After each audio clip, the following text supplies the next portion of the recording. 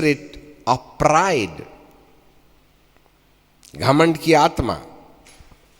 जी हाँ, इस घमंड की आत्मा को हमें बड़ी बारीकी से पहचानना चाहिए, जो आज 99% लोगों के अंदर स्वाभिमान पैदा कर रही स्पिरिट ऑफ प्राइड। ये डीमन स्पिरिट है जो ज़्यादातर आत्मिक लोगों के अंदर 99% अपना स्थान बना लेती है, जहाँ पर ऐसी आत्माओं से प्रभावित होने वाले व्यक्ति किसी दूसरे के सबमिशन में नहीं रहते, दूसरे के अधीन नहीं रहते, क्योंकि वे स्वयं की बुद्धि के आधार पर चलने के लिए स्वयं से नहीं वरन उस आत्मा से ग्रसित हो जाते हैं जो आत्मा उनके अंदर घमंड पैदा करती है। जी हाँ, इट्स अ वेरी हॉलनाक स्पिरिट। और जो घमंड की आत्मा है वह मनुष्य को पहचान में नहीं आती है। जिसके अंदर इस आत्मा का समावेश या प्रभाव होता है वह उसको पहचान नहीं पाता है,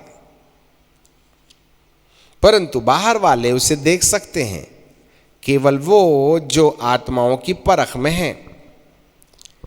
ये वो आत्मा है जिसके कारण से परमेश्वर भी रो देते हैं। यिर्मयाह की किताब और उसका 13वां अध्याय और उसका 15 पद, बुक ऑफ यिर्मयाह चैप्टर 13 एंड वर्स 15। देखो और कान लगाओ, गर्व मत करो। ये तुम्हारी टेंडेंसी नहीं है, वरन एक आत्मा है जो तुम्हारी आत्मा के अंदर में आसमाई है। क्योंकि यहोवा ने यूं कहा, अपने परमेश्वर यहोवा की बड़ाई करो, इससे पहले कि वह अंधकार लाए और तुम्हारे पांव अंधियारे पहाड़ में ठोकर खाएं। जब तुम प्रकाश का आसरा करो तो वह तुम्हें मृत्यु की छाया में बदल डाले और घोर अंधकार बना दे। यदि तुम इसे न सुनो, कौन ढिठाई दे रहा है? तो मैं अकेले में गर्व के कारण, ये कहां से आया गर्व?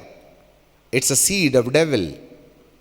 इस कारण से रोऊंगा और मेरी आंखों से आंसू की धार लगातार बहती रहेगी। क्यों?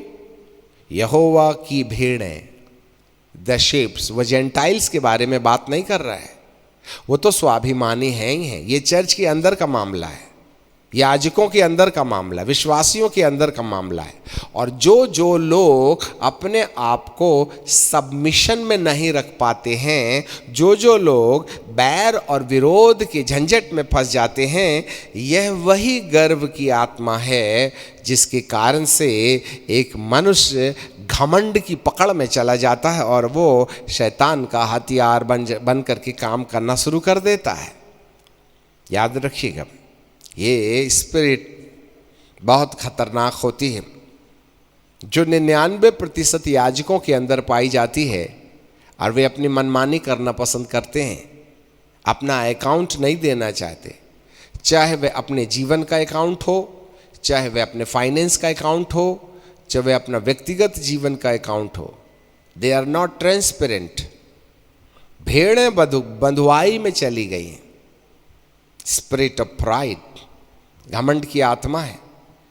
इसलिए मनुष्य, देखना, यहाँ बिलाम के साथ भी यही था।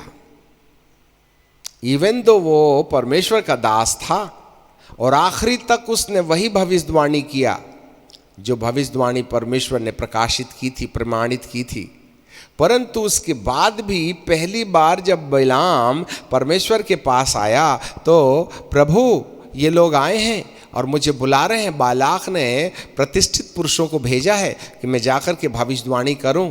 तो परमेश्वर ने कहा नहीं जाना, और मेरे इज़राइल के विरुद्ध तो भविष्यवाणी नहीं करना। ये तो बात सुन के चला गया वो। परंतु बालाक ने और भी प्रतिष्ठित पुरुषों के साथ ज़्यादा दान चंदा लेकर के भेजा। तब बालाक फिर परमेश्वर के पास गया और बिलाम फिर परमेश्वर के पास गया।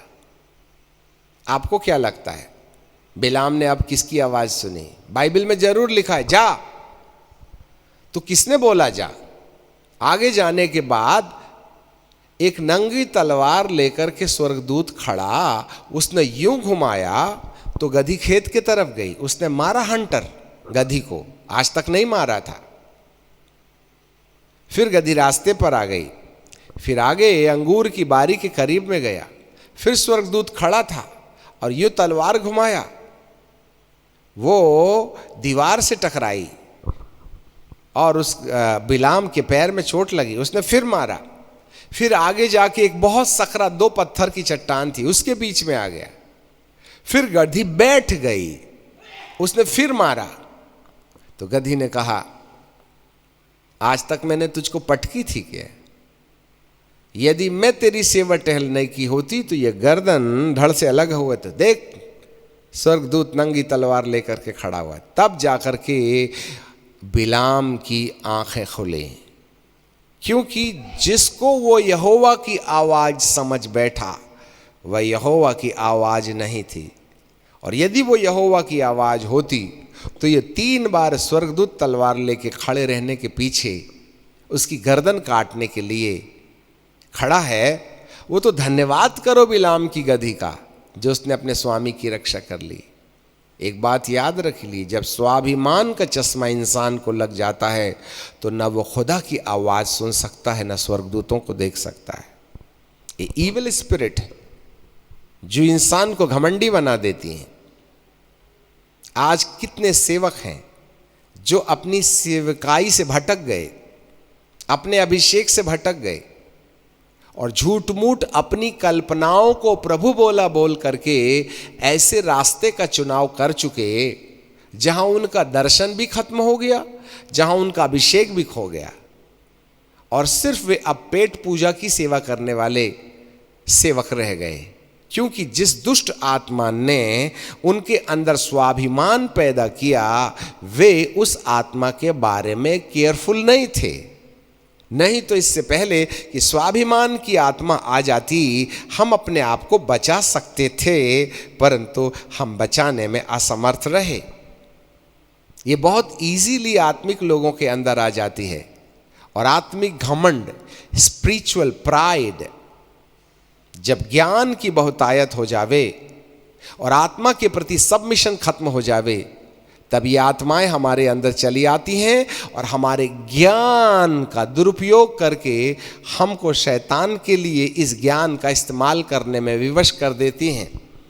यस, कभी भी एक घमंडी व्यक्ति सुसमाचार जब प्रचार करता है, वह मेरे प्रभु के लिए नहीं वरन किसी और के लिए, अपने आप को महान बनाने के लिए। जी हाँ, परंतु जो व्यक्ति नम्र व्यक्ति होता है और उसके अंदर पवित्र आत्मा के प्रति सबमिशन रहता है, ऐसा व्यक्ति वचन की सेवकाई के द्वारा खुद अपने आप को छोटा बना के प्रभु को महान बनाने के उद्देश्य से सेवा करता है।